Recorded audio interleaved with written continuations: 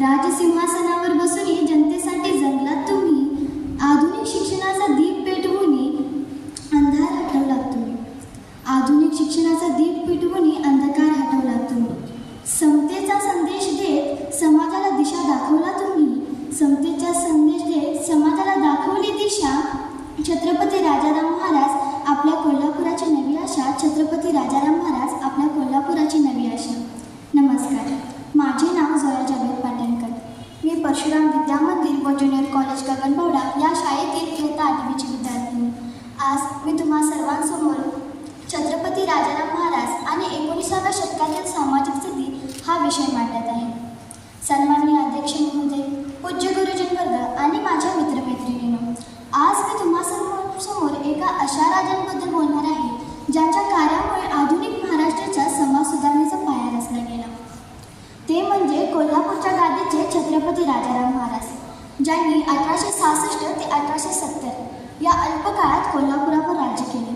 पण त्यांच्या दूरदृष्टीने 19व्या शतकातील महाराष्ट्राच्या सामाजिक स्थितीत मोठी क्रांती घडवून आणली. 19वे शतक हे महाराष्ट्राच्या इतिहासात प्रबोधन युग मानले जाते. या काळात समाज, जातीभेद, अंधश्रद्धा आणि अज्ञानाच्या अंधारात चाच पडत होता.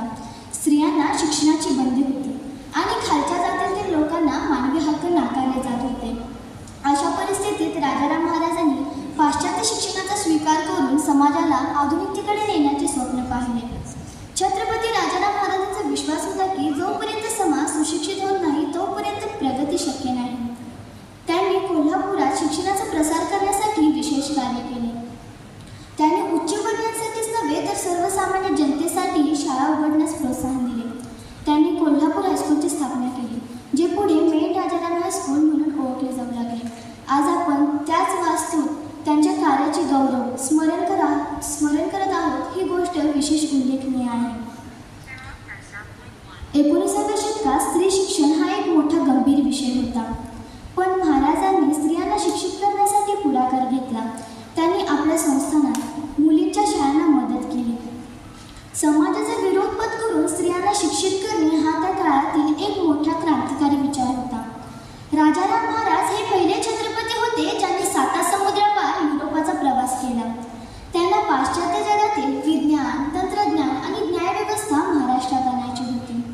त्यांनी कोल्हापुराच्या प्रशासनात पारदर्शकता आणली आणि जुन्या जाचक प्रथा बंद करून आधुनिकतेचे कायदे लागू करण्याचा प्रयत्न केला.